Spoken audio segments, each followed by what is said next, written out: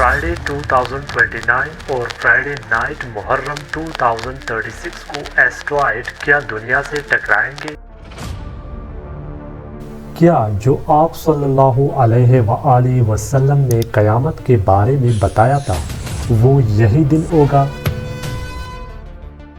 घबराइए मत, इसके बारे में वीडियो के लास्ट में बात करेंगे।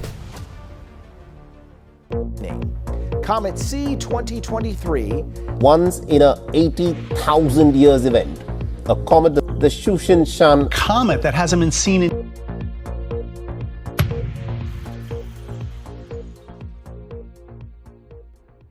दोस्तों, आजकल एक चीज़ आसमान में घूम रहा है। हर कोई हैरान है कि ये आखिर क्या है। दरअसल ये एक कॉमेट है जिसे स्नोबॉल या फिर दमदार सितारा भी कह सकते हैं। कॉमेट 3 चीज़ों से मिलकर बना होता है: डस्ट यानी कि मिट्टी, रेत वगैरह, पत्थर और बर्फ़ से। कॉमेट ग्रीक वर्ड कोमेटा से निकला जिसका मतलब लॉन्ग हेयर्ड स्टार और लैटिन में इसका मतलब है बड़े बाल पहनना। कॉमेट ओट क्लाउड से आते हैं। ओट क्लाउड इंटरस्टेलर स्पेस के हेलियोस्फीयर से भी आगे जगह है। यहाँ का टेम्परेचर यूरेनस प्लैनेट से भी काफ़ी ज़्यादा है। यहाँ का टेम्परेचर -268 डिग्री सेल्सियस पर है। कुछ ऐसी जगह जहाँ पर सूरज का इन्फ्लुएंस बिल्कुल ख़त्म हो जाता है और दूसरे स्टार्स का शुरू होता है। इसके बारे में दूसरी वीडियो में बात करेंगे क्योंकि वीडियो लंबी फिर हो जाएगी। कॉमेट का दुम एक एस्ट्रोनॉमिकल यूनिट से भी बड़ा होता है। 1 एस्ट्रोनॉमिकल यूनिट यानी कि सूरज और ज़मीन के दरमियान जितना फासला होता है इसे 1 एस्ट्रोनॉमिकल यूनिट कहते हैं। अब ज़रा आप ख़ुद सोचिए कि इतनी लंबी दुम एक कॉमेट की होती है। इसी वीक जो कॉमेट हमें नज़र आया उसका नाम C 2023 A3 सूचिनशैन है। सूचिनशैन का मतलब बैंगनी या पर्पल माउंटेन। इसकी दरियाफ्त चीन में वाक़ ज़ीजिनशैन एस्ट्रोनॉमिकल ऑब्जर्वेटरी और अफ्रीका में वाक़ एटलस ने जनवरी 2023 में की थी। यहाँ सी का मतलब नॉन पीरियोडिक कॉमेट यानी जिसे सूरज के चारों तरफ चक्कर पूरा करने में कम से कम 200 साल लगते हैं। 2023 का मतलब कि ये कॉमेट इसी साल दरियाफ्त हुआ। ए का मतलब कि ये जनवरी के फर्स्ट हाफ में खोजा गया और 3 का मतलब कि ये उसी वक्त दरियाफ्त होने वाला तीसरा कॉमेट था। पर्पल माउंटेन ऑब्जर्वेटरी को 1934 में इस्टेब्लिश किया गया। ये चाइना के ईस्टर्न सूबे जियांगसू के दारुल-हुकूमत नानजिंग में वाक़ है। अब आप लोग ये सोच रहे होंगे कि ये पर्पल माउंटेन जैमनी कलर का होगा। नहीं, ऐसा बिल्कुल भी नहीं है। ये माउंटेन ज़्यादातर हरा भरा है।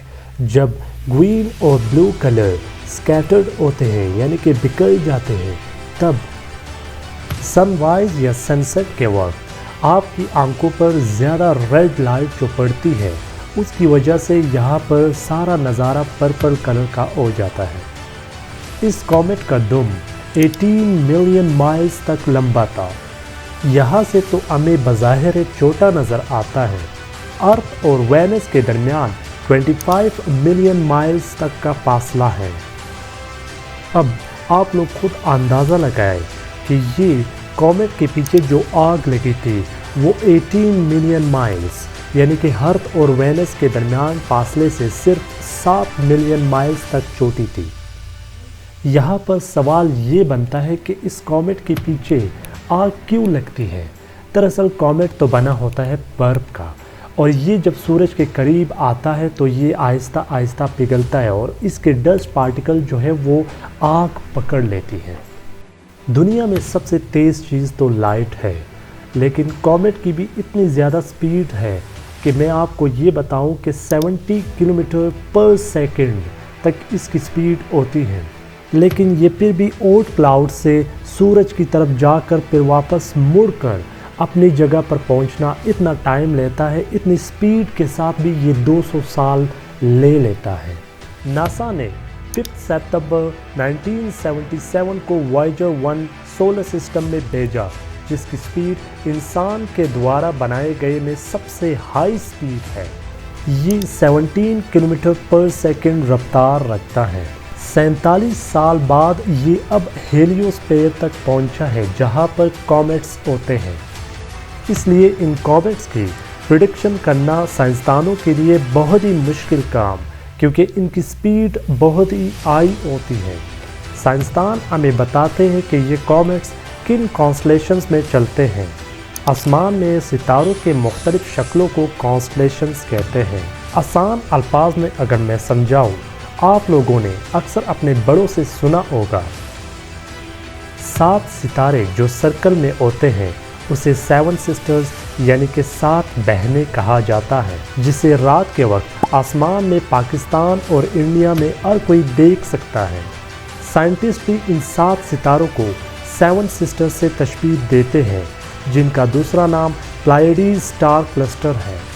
ऐसे ही एक कॉन्स्टलेशन जिसका नाम सर्पेंट कॉन्स्टलेशन है, इसी ही लाइन में ये सूचिनशैन कॉमेट जा रहा है, जिसे नॉर्दर्न और वेस्टर्न दोनों जगह से देखा जा सकता है। सर्पेंट ग्रीक वर्ड से निकला, जिसका मतलब स्नैक यानी सांप है।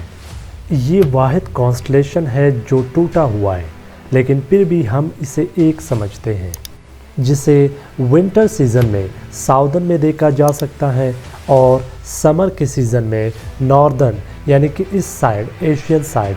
अब क्या साइंटिस्ट इसे ग्रेट कॉमेट का नाम देंगे या नहीं? वीडियो के शुरू में जो मैंने बताया था कि 2029 फ्राइडे को और 2036 फ्राइडे नाइट मुहर्रम को एक एस्ट्रॉयड आ रहा है ज़मीन की तरफ। हाँ, ये सच है कि एस्ट्रॉयड आ रहा है 2029, 2036 और 2038 को। लेकिन परेशानी की बात नहीं है, क्योंकि साइंटिस्ट के पास ये सॉल्यूशन है। आप सल्लल्लाहु अलैहि वसल्लम ने 10 मुहर्रम फ्राइडे के दिन क़यामत का बताया था, और ये एस्ट्रॉयड 2036 30 मुहर्रम को ज़मीन के करीब आ रहा है। ये एस्ट्रॉयड डायनासोर्स को तबाह करने वाले एस्ट्रॉयड से 2 गुना बड़ा है। इस एस्ट्रॉयड का साइज़ कराची जितना बड़ा है। डीप इम्पैक्ट मूवी में एक स्मॉल साई-फाई कॉमेट की एनर्जी आप देख सकते हैं।